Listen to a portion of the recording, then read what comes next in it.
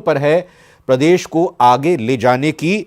प्रदेश की जो अपेक्षाएं हैं, जो उम्मीदें हैं, उनको पूरा करने की बीजेपी की तरफ से संकल्प पत्र में किए जो वायदे हैं उनको आगे ले जाने की। अब जाहिर तौर पर अब अगली कड़ी, अगला पड़ाव और अगला इंतजार सबको यह होगा कि ये जो चेहरे मंत्री पद की शपथ ले चुके हैं, इन्हें कौन कौन सी जिम्मेदारी दी जाएगी, कौन सा पोर्टफोलियो दिया जाएगा, कौन सा मंत्रालय इनको दिया जाएगा। बहरहाल ये अब आगे की बात है, लेकिन पहले यह बात साफ है कि 12 कैबिनेट के तौर पर मंत्री शपथ ले चुके हैं और आप साफ तौर पर 2 उप मुख्यमंत्रियों को भी जोड़ लीजिए इसमें।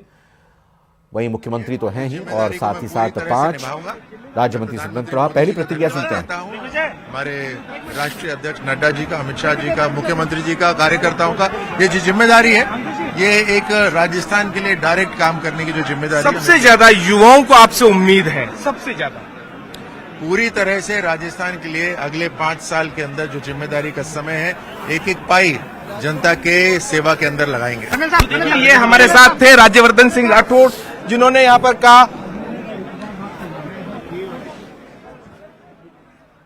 तो धन्यवाद करते हुए पार्टी आलाकमान को, मुख्यमंत्री का धन्यवाद करते हुए, यहां आपने सुना झोटवाड़ा से विधायक के तौर पर चुनाव जीते और अब मंत्री के तौर पर, कैबिनेट मंत्री के तौर पर राज्यवर्धन सिंह राठौड़ ने शपथ ली और धन्यवाद करते हुए। और जिम्मेदारी बड़ी है। इससे पहले भी आपको बता दें कि न सिर्फ ओलंपियन के तौर पर रजत पदक सिडनी ओलंपिक्स में जीता, उसके बाद इससे पहले सेना में अपनी महत्वपूर्ण भूमिका बतौर कर्नल के पद तक निभा चुके हैं और फिर सांसद के तौर पर यहां राज्यवर्धन सिंह राठौड़ ने अपनी भूमिका को निभाया। कैबिनेट मंत्री या यूं कहें कि केंद्र सरकार में भी मंत्री रह चुके हैं राज्यवर्धन सिंह राठौड़ और उसके बाद पार्टी की तरफ से कहा गया कि जाइए और विधायक का चुनाव लड़िए। सहर्ष इस चुनौती को स्वीकार किया झोटवाड़ा में। जी हाँ, साथ मौजूद है सर। बात कर रही थी युवाओं को मौका दिया जाएगा, लेकिन सबसे पहले युवा राजस्थान मैं 72 साल का जवान हूँ। मैं 72 साल का जवान हूँ। मैं आमागढ़ पर चढ़ सकता हूँ, तो मेरी जवानी पर आपको शक क्यों है? लेकिन किरोड़ी मीना कह रहे थे कि वो बंगले में नहीं, सड़कों के ऊपर नजर आएंगे। क्या ऐसे ही नजर आएंगे? भी सड़कों पे ही है, पिछवाड़ा है, सड़क है, सड़कों पे आम जन के बीच में रहकर उनकी सेवा करेंगे। सर, विपक्ष से पक्ष के अंदर युवाओं को सबसे ज्यादा उम्मीद है किरोड़ी मीना से। युवाओं को उम्मीद है, इसलिए सुनिश्चित करेंगे कि पेपर लीक नहीं हो, अधिक से अधिक नौकरियां उनको दिया जाए और सभी वर्गों की सेवा डट के करें, चाहे किसान हो, चाहे मजदूर हो। महिलाओं की सुरक्षा करें, कानून को बेहतर बनाए, ये हमारी प्राथमिकता है। सर, भ्रष्टाचार के ऊपर क्या कहेंगे? भ्रष्टाचार जीरो टॉलरेंस हमारे मुख्यमंत्री कह रहे हैं। तो देखिए, ये थे हमारे साथ किरोड़ी मीना। जैसा कि इन्होंने कहा, भ्रष्टाचार को लेकर जीरो टॉलरेंस की नीति के साथ जो काम किया जाएगा। अगर पेपर लीक के जो सपने उनको हम करें, हम रोके, ये सारी जिम्मेदारी आने वाले और विकास की गति बढ़ाएंगे। बहुत बहुत शुक्रिया। तो ये थे कन्हैयालाल चौधरी जो कह रहे हैं कि विकास की गति बढ़ाएंगे। तो कन्हैयालाल चौधरी को भी आपने सुना और इससे पहले आपने सुना डॉक्टर किरोड़ीलाल मीणा को। कहा कि भ्रष्टाचार मुक्त प्रशासन शासन यहां पर होगा। युवाओं की पूरी उम्मीदों को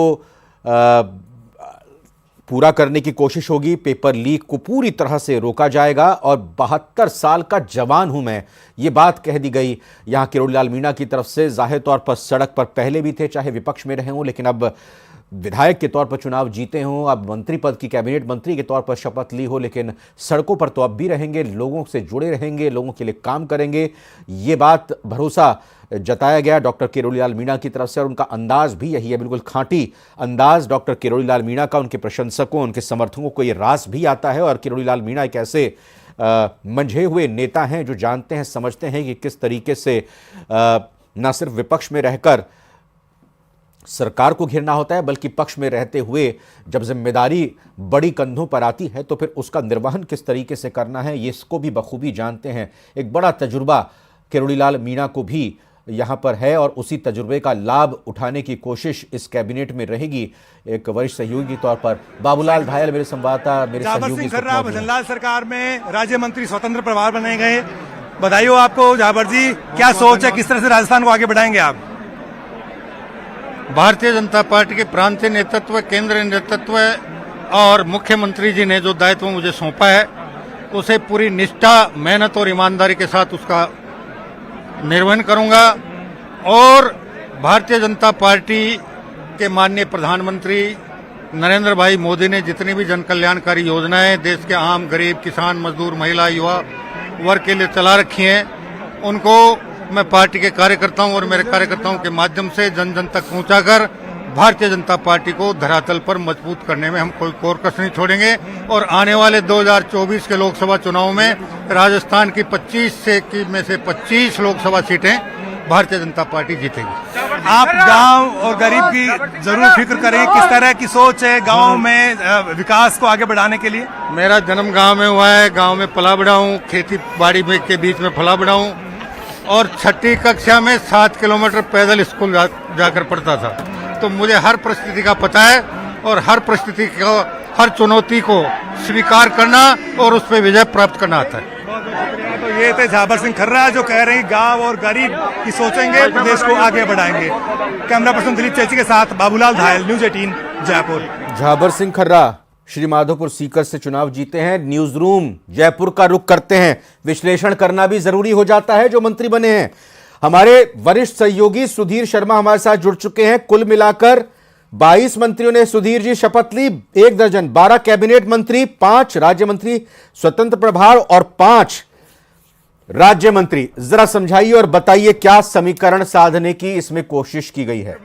आता हूं। भरोसा है मैं पार्टी ने जो मुझ में विश्वास व्यक्त किया, माननीय मुख्यमंत्री जी ने जो मुझ में विश्वास व्यक्त किया, उनकी उम्मीदों पर खरा उतरूंगा और चुनाव जीत कर आऊंगा। क्या कुछ कहें, श्रीकरणपुर चुनाव है, करणपुर के अंदर चुनाव है, लेकिन लोग जो है जब इतना बड़ा सम्मान इलाके का मिला है तो लोगों को मतदाता का सम्मान है तो निश्चित तौर पे मतदाता मेरे को जिताएंगे।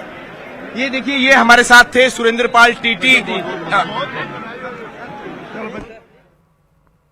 तो सुरेंद्र पाल टीटी, अभी चुनाव लड़ना है 5 जनवरी को, नतीजा आएगा फिर उसके बाद 8 जनवरी को, लेकिन उससे पहले ही पार्टी ने मास्टर स्ट्रोक खेला है। सुधीर शर्मा का एक बार फिर से रुख करें, लेकिन इस बीच गहलोत साहब कुछ बोल रहे हैं। अविनाश गहलोत।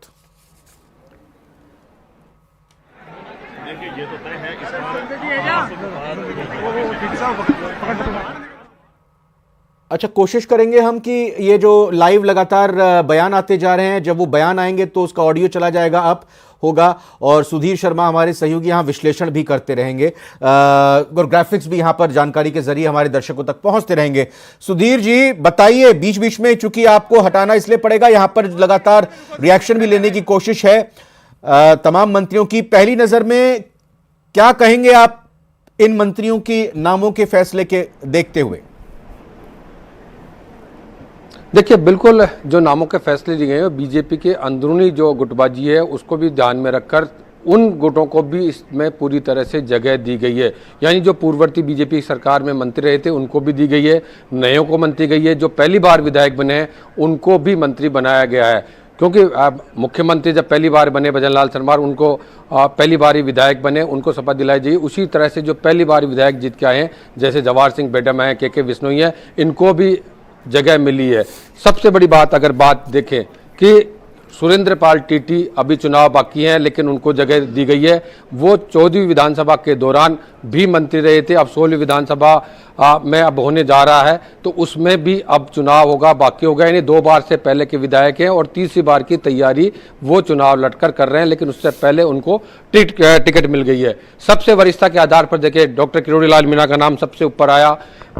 खुद बीजेपी में रहे, संघर्ष करे, आगे बढ़े, फिर मतभेद हुए, पार्टी छोड़ी, पार्टी बनाई और उसके बाद फिर से पार्टी में आए और इन सब के बीच में 2 बार लोकसभा के सदस्य रहे, 1 बार राज्यसभा में अभी फिलहाल थे और 6 बार के ये विधायक रहे हैं।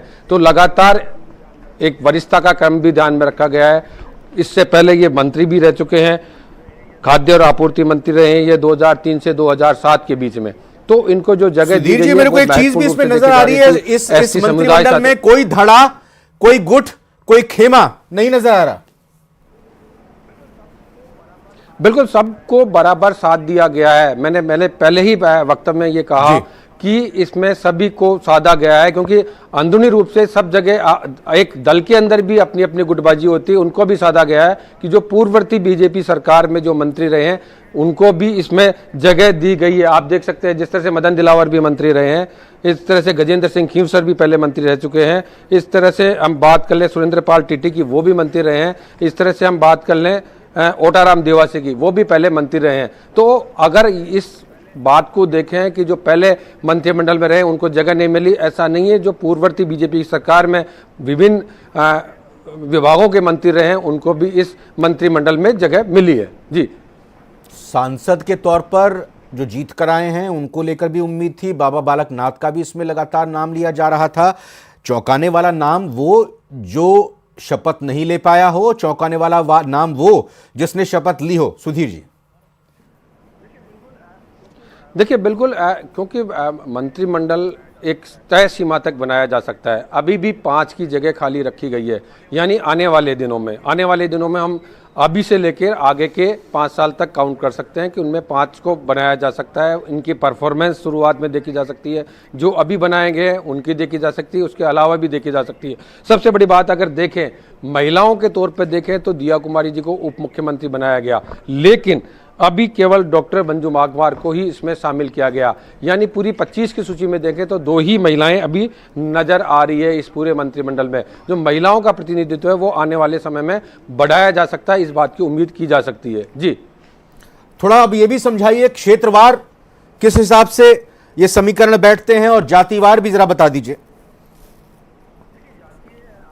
देखिए, जातीय अगर देखा जाए तो उसका पूरा ख्याल रखा गया है। जाट बिरादरी से या जाट समुदाय आने वालों को भी जगह मिली है, राजपूत समुदाय से आने वाले हों, चाहे ब्राह्मण हो, चाहे एसटी से हो, और इसके अलावा चाहे सिख समुदाय से आने वाले सुरेंद्र पाल टीटी को जगह दी है, जबकि दूसरे एक सिख समुदाय से जीतकर पहली बार विधायक बने थे उनको जगह इसमें नहीं दी गई है। तो एक तरह से कह सकते हैं कि समूचे, जैसे बाबूलाल खराड़ी को जो बनाया गया है, 34 नंबर पे इन्होंने शपथ ली है। ये आदिवासी बेल्ट से आते हैं, उदयपुर संभाग से आते हैं, इनको बनाया गया। ये अपने आप में बड़ी दिलचस्प बात है कि एक बिल्कुल नीचे के उससे उठे हुए हैं, कोटड़ा तहसील के रहने वाले हैं, उनको जगह दी गई है। और आप लगातार विधायक का चुनाव भी जीतते आ रहे हैं। 12वीं विधानसभा से इन्होंने अपना कैरियर शुरू किया था, 12वीं विधानसभा में रहे, 13वीं विधानसभा में रहे, 14वीं में रहे, 15वीं में रहे और 16वीं में रहे। इस तरह से लगातार आप जीतते आ रहे हैं। तो झाड़ोल से इस तरह से जो नाम निकल के आ रहा है कि पहली बार इनको, जी हाँ, बाबूलाल खराड़ी झाड़ोल से इस बार जीते ना? बिल्कुल, इस बार से झाड़ोल से जीत के आ रहे हैं। मैंने कोटड़ा तहसील के रहने वाले हैं, इनके जो निवास स्थान है उसकी बात कही। कोटड़ा तहसील के रहने वाले हैं, झाड़ोल से जीत के आए हैं और लगातार अभी तक ये झाड़ोल से ही जीतते आ रहे हैं। इससे पहले जब 12वीं विधानसभा में थी तब फलाशिया जगह हुआ करती थी, जब परिसीमन नहीं हुआ था उससे पहले, तो तब वहां से इन्होंने चुनाव लड़ा था और लगातार 3 बार से झाड़ोल से ही ये जीतते आ रहे। जो इनका नाम था, ये आदिवासी बेल्ट के तौर पर इनको लिया गया है। मदन दिलावर सबसे सीनियर के तौर पर देखे 6 बार के ये विधायक हैं और दूसरी बार मंत्री बने। इससे पहले शुरुआती 2003 से जो 8 का कार्यकाल था वसुंधरा सरकार का, जो पहले वाला कार्यकाल था, उसमें सहकारिता मंत्री का पद इन्होंने संभाला था। तो हम देख सकते हैं और कह सकते हैं कि जो संतुलन की बात की जा रही थी वो दी जा रही है। जोगाराम पटेल LLB हैं, वकालत करते हैं, 30वीं बार के विधायक है, 12वीं विधानसभा जीते, 14वीं दिखे और 16वीं विधानसभा में ये पहुंचे, 30वीं बार विधायक के तौर पर यहाँ पहुंचे और अब मंत्री बन गए। माना जा रहा है कि जो संसदीय कार्य मंत्री का जो भार है वो इन पर आ सकता है। इस तरह की अटकलें भी लगाई जा रही है क्योंकि लो बैकग्राउंड होने के कारण इनको संसदीय कार्य विभाग भी दिया जा सकता है। सुरेश सिंह रावत की बात कर लेते हैं, पुष्कर के विधायक हैं, लगातार ये 30वीं बार के विधायक है। इससे पहले ये प्रदेश उपाध्यक्ष स्काउट गाइड में विभिन्न याचिकाएं समिति में भी रहे हैं, इसके अलावा नियम समिति में भी रहे हैं, पिछड़े वर्ग समिति में रहे, विधानसभा की जो अलग अलग समितियां उसमें रहे हैं। लेकिन सीधे तौर पर 30वीं बार में इनको कैबिनेट मंत्री का दर्जा दिया जाना, और पुष्कर से आते हैं, यानी अजमेर से देखें, अजमेर संभाग की बात करें तो अजमेर से देवनानी जी को सबसे पहले विधानसभा के अध्यक्ष बनाया गया और उसके बाद अब पुष्कर से देखें तो सुरेश सिंह रावत को कैबिनेट मंत्री बनाया गया है। पाली के जेतारण कस्बे की बात कर लेते हैं। जेतारण से अविनाश गहलोत आते हैं और ये 15वीं और 16वीं यानी पिछली बार और इस बार 2018 से 23 और 23 से आगे वाला जो कार्यकाल है उसमें दूसरी बार विधायक बने। लगातार विधानसभा में इनकी परफॉर्मेंस देखी जाए, समय समय पर ये मुद्दे उठाते रहे हैं और प्रभावी रूप से जब विपक्ष के तौर पर बीजेपी थी पिछली सरकार में, तब विपक्ष के तौर पर ये सरकार को घेरने काम करते हैं। लगातार ये हाउस में बने रहे थे। तो इस तरह से देखें तो अविनाश गहलोत को उनकी विधानसभा की उपस्थिति सौम्यता के कारण इस पद पर सुधीर जी, आप बने लाया रहिए हमारे गया है। साथ। बहुत महत्वपूर्ण आपने विश्लेषण किया अभी तक, और मैं ये गुजारिश करूंगा कि हमारे साथ 3 जो मेहमान जुड़े हैं उनके साथ आप भी चर्चा में शामिल होते अपने सवाल और अपनी बात रख सकते हैं। मैं पहले अपने दर्शकों को परिचय करा देता हूं। स्वागत करता हूं विकास बारहट जी, प्रवक्ता हैं बीजेपी के, राजेंद्र आर्य जी, प्रवक्ता हैं कांग्रेस के, डॉक्टर संजय शर्मा, राजनीतिक विश्लेषक। आपका भी बहुत बहुत स्वागत। डॉक्टर संजय, सबसे पहला सवाल आपसे, चौंकाने वाली चीज सबसे खास इसमें यह नजर आई कि 5 जनवरी को चुनाव होना है और सुरेंद्र सिंह टीटी को मंत्री बना दिया गया। आपको और क्या चौंकाने वाला लगता है इसमें? जी बिल्कुल, ये बहुत ही चौंकाने वाला है। इसको कई तरीके से देखा जा सकता है कि एक तो इससे चुनाव को प्रभावित करने की कोशिश हो सकती है, हालांकि वो कुछ अनैतिक नहीं है, लेकिन वो राजनीतिक प्रक्रिया का हिस्सा है जी। लेकिन इसमें एक बहुत बड़ा खतरा है। अगर सुरेंद्रपाल सिंह टीटी नहीं जीतते हैं, क्योंकि वो कैबिनेट मिनिस्टर नहीं है तो बात अलग है, नहीं तो लगभग पूरे सीधे मंत्रिमंडल में अविश्वास हो जाता है जनता की तरफ से। तो एक बहुत बड़ा खतरा ये है कि अगर वो नहीं जीतते हैं तो, क्योंकि आपने उनको पहले ही नॉमिनेट किया है, मंत्री के तौर पे पेश किया है लोगों के सामने, जनता अगर उस पर कुछ तरह से रिस्पॉन्ड करती है तो उन्होंने एक सोची समझी रिस्क ली है। हालांकि इस पद से उनके जीतने की संभावनाएं बढ़ने के बहुत ज़्यादा चांसेस बढ़ जाते हैं। तो ये सबसे चौंकाने वाला, साहसिक और थोड़ा अपरंपरागत तरह का फैसला है। हालांकि आप देखें तो खुद नरेंद्र मोदी जी भी जब प्रधानमंत्री बने थे तो वो एमएलए भी नहीं थे। तो ऐसा नहीं है कि ऐसा नहीं किया जा सकता। भैरव सिंह जी थे, वो राज्यसभा में थे, और जगन्नाथ पाड़िया थे, वो खुद लोकसभा में थे। ऐसा हो सकता है कि आप विधायक नहीं हो और आपको कोई पद की जिम्मेदारी। तो सबसे चौंकाने वाली चीज तो यही नजर आती है। विकास बारहट जी, क्या कहेंगे अगर हार गए तो? जी देखिए, संविधान में ये बिल्कुल शुद्ध रूप से दी गई व्यवस्था है कि किसी भी व्यक्ति को मुख्यमंत्री या मंत्री पद दिया जा सकता है किसी भी सदन का। 6 महीने के अंदर यह अनिवार्य है कि वो उस सदन की सदस्यता लें। अगर हार जाते हैं तो व्यवस्था यह भी है कि वो दूसरा चुनाव लड़ें। व्यवस्था यह भी है कि अगर चुनाव नहीं लड़ते हैं तो मंत्रिमंडल से उनको रिप्लेस किया जा सकता है। लेकिन मैं आपको बताना चाहता हूं कि करणपुर की जनता पूर्णतया, पहले भी सुरेंद्रपाल सिंह जी टीटी जो है मजबूत अवस्था में थे, और सुरेंद्रपाल सिंह जी का जीतना लगभग जनता का मन जो है उसी को समझकर ये जिम्मेदारी उनको दी गई है। और मैं मानता हूं बीजेपी के युवा प्रवक्ता विकास बारहट इस मंत्री परिषद को कैसे देख रहे हैं? देखिए रविंद्र जी, जिस प्रकार बाग के अंदर कई प्रकार के पौधों के फूलों को सजोकर एक सुंदर गुलदस्ता बनाया जाता है, अच्छा, उसी प्रकार हर क्षेत्र, हर वर्ग को प्रतिनिधित्व देने का उत्तरदायी तरीके से यह फैसला लेके पार्टी और राजस्थान सरकार के हमारे मुख्यमंत्री श्री भजन लाल जी ने राजस्थान की जनता को गुलदस्ता रूपी मंत्रिमंडल प्रस्तुत किया है। राजेंद्र आर्य जी, इस गुलदस्ते के फूलों में से क्या प्रदेश को खुशबू मिलेगी?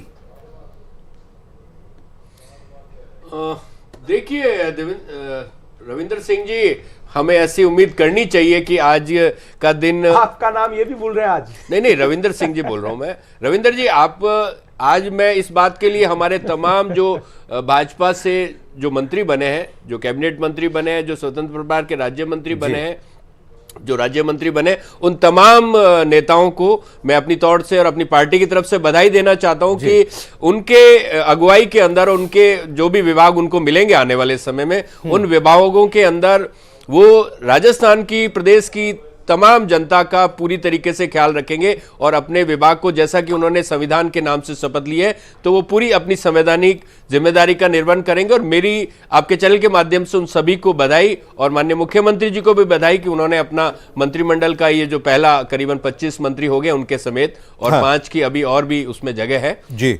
तो निश्चित रूप से अब उनकी अपेक्षाएं भी, राजस्थान की, प्रदेश की जनता काफी दिनों से जिस तरीके से इंतजार कर रही थी, आज 27वां दिन है, क्योंकि आज 30 तारीख हो चुकी है, रिजल्ट आए 3 तारीख से, आज 27 दिन हो चुके हैं। तो जनता की बड़ी अपेक्षा थी, हमारी तमाम लोगों की अपेक्षा थी, पूरे देश की और मीडिया की भी उम्मीद थी कि जल्दी से जल्दी मंत्रिमंडल का विस्तार हो, विभागों का भी शायद आजकल में इनका वितरण हो जाएगा। तो उसके बाद में राजस्थान, मतलब जो पिछले कार्यकाल में हमने जो भी काम किए हैं, उन कामों को आगे बढ़ाते हुए राजस्थान की जनता का चहुमुखी विकास करें, और जो आशाएं, अपेक्षाएं या संकल्प इन्होंने लिए हैं, उन संकल्पों को पूरा करें। हमारी इनको पूरी तरीके से शुभकामनाएं। मैंने सवाल ये किया था, जो गुलदस्ते का जिक्र किया, इन गुलदस्ते के फूलों से क्या राजस्थान महकेगा?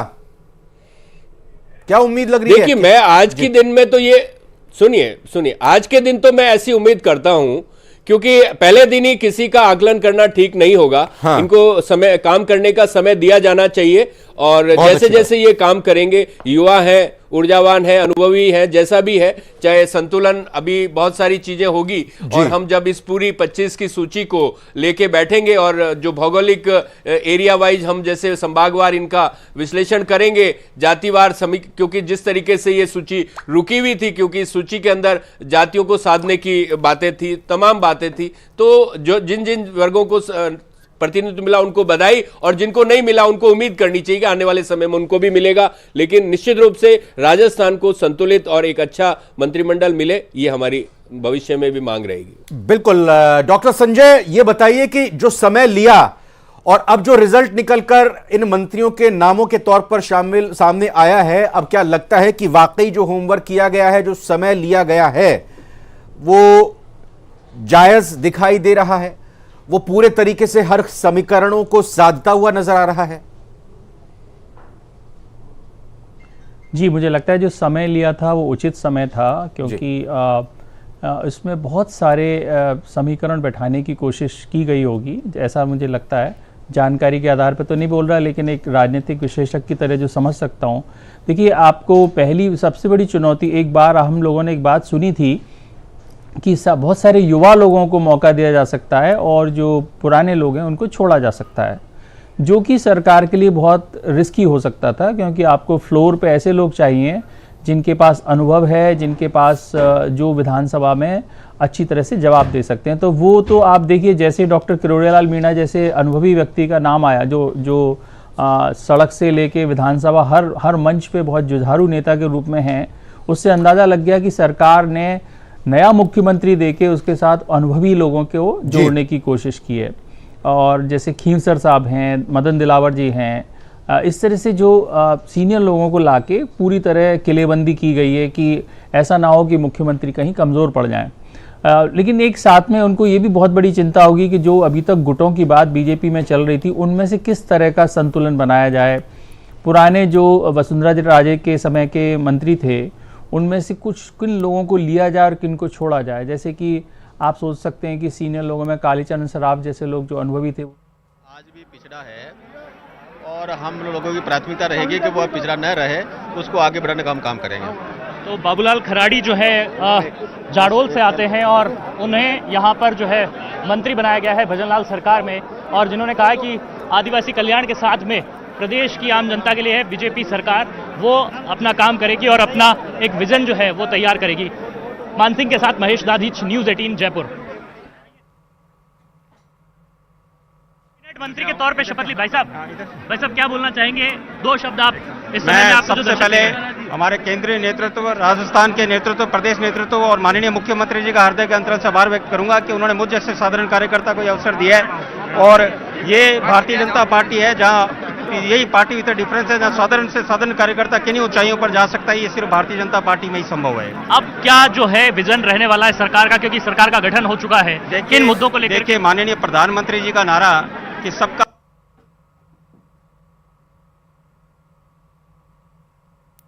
तो ये रिएक्शन भी लगातार सामने आते जा रहे हैं। जो मंत्री यहां पर बने, हमारे संवाददाताओं की पूरी टीम वहां पर मौजूद है, और अभी डॉक्टर संजय जिक्र कर रहे थे कि किस तरीके से समीकरणों को साधने की यहां पर कोशिश की गई होगी। क्योंकि सर गोविंद सिंह खींवसर जी का यहां पर हमको नाम बिल्कुल भूलना नहीं चाहिए, माफ़ कीजिएगा, गजेंद्र सिंह खींवसर जी का, क्योंकि इससे पहले की जो दोनों बीजेपी की वसुंधरा राजे की सरकार रही हैं, वो दोनों में मंत्री रह चुके हैं।